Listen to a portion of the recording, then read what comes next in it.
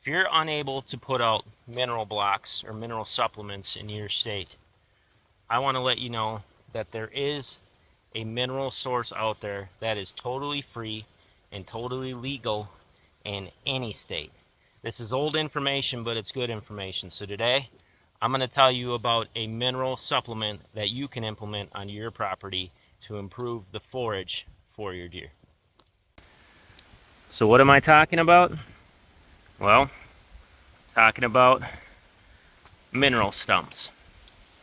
This was a study that was done probably 6 years ago that showed just how nutrient dense these stump sprouts are from this flush cut tree. So what ended up happening is when I cut this tree, there was a whole root system that was feeding this entire mature tree. Well, now that this tree is cut down, the tree stump sprouted, and all those nutrients that were being pumped into that entire mature tree are being pumped into these tiny little stump sprouts. So MSU Deer Lab found that this forage from these stump sprouts actually had more crude protein in them than when the tree was standing, but even better, there was up to 4 times as many minerals in these stump sprouting shoots coming off this tree than there were before. MSU Deer Lab also found that there's up to twice as many minerals as some of your best deer forbs in these stump sprouts, and that includes soybeans. So these stump sprouts are actually more nutrient dense than likely any forage that you're going to plant in your food plots.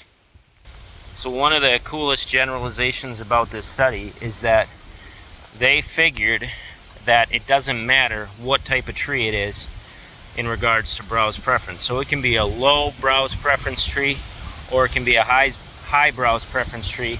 Either one is going to be pumped full of nutrients, and both are going to now be highly desirable to the deer. So you can have a tree that was completely worthless before, cut it off, let the deer browse it, and all of a sudden it's a very powerful nutrient dense forage for the deer.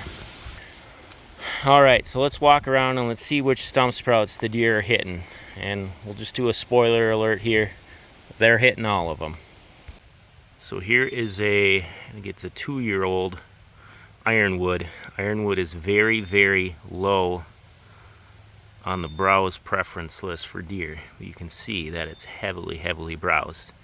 Again, that whole root system is feeding all these little stump sprouts, and they're getting peppered. I really notice heavy browsing on these as we get into the fall and going into those winter months. These are definitely selected first over any other forage. Man, look at that sugar maple. It is absolutely crushed. The deer have clearly found this one, and they are absolutely hammering it. Just full of good nutrients for the deer. Alright, so here's basswood. Let's see. Again, loaded. There's plenty of browse. You can see some old browse like that. There's some newer browse like up top there. Definitely one. Oh, there we go. That is very, very high on the browse preference list. So you can imagine how attractive it is when you cut a stump like this. This tree was cut 4 or 5 years ago, and that regen is not taller than about 2.5, 3 feet.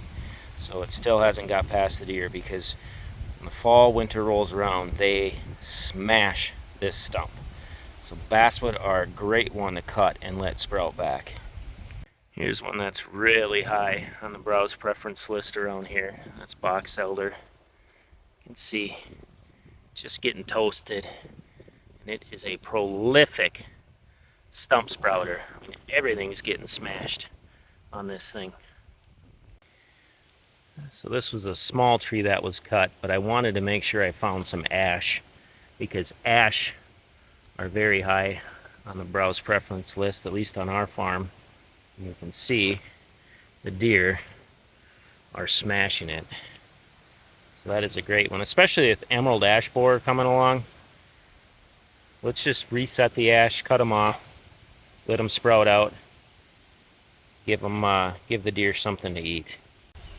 So even prickly ash has shown a little bit of browse on it from the stump sprouts. Crazy. So here's a hunting strategy that you can use to help incentivize the deer to come within bow range of your stand. So you can see right over there, I got a bow stand, and all around it I have these flush cut basswood, which we actually look, you can tell they were browsed very, very heavily. There's another one over here. I mean, that one was browsed to the point that it was almost killed. You can see that it's getting hit. We got another one right here. This one has really nice fresh growth on it. All those buds at the end are getting smashed. But having lots of this within bow range of your stand can be a very powerful attractant. I've literally seen it before where I have flush cut trees like this in my timbered food plots, and the deer will come and hit the stump sprouts before they start browsing on the food plots. These flush cut trees are also a great addition to any bedding area that you create. We all know that deer like having forage where they bed. So if you're like me and you use some hinge cuts, you always want to mix in more flush cuts and hinge cuts so we can have that exceedingly nutrient dense forage in the areas that the deer bed. So I did want to note, even with the hinged trees, especially when it's hinged ash or basswood, they kind of create just an absolute salad bar growing up the trunk. And I gotta imagine there's not as much energy going into that treetop, because you see this in all, I see this in all my bedding areas. When they sprout up the trunk like this, even though this tree is still alive, I can imagine this is probably still more nutrient dense than it was when it was standing, because it is, everything on it is getting crushed. So if deer mineral is illegal in your state, try to mix in some flush cuts around your deer stands this fall. Or just pay attention. If you have a shooting lane that you recently cut in, pay attention to what the deer are doing when they enter that shooting lane and see if they are indeed hitting those stumps that are sprouting back. You can also mix these into your bedding areas like I noted. And if you have a timbered food plot, it's okay to leave a few stumps in the middle of that plot and let them sprout back, just to add a highly desirable nutrient dense forage into that plot.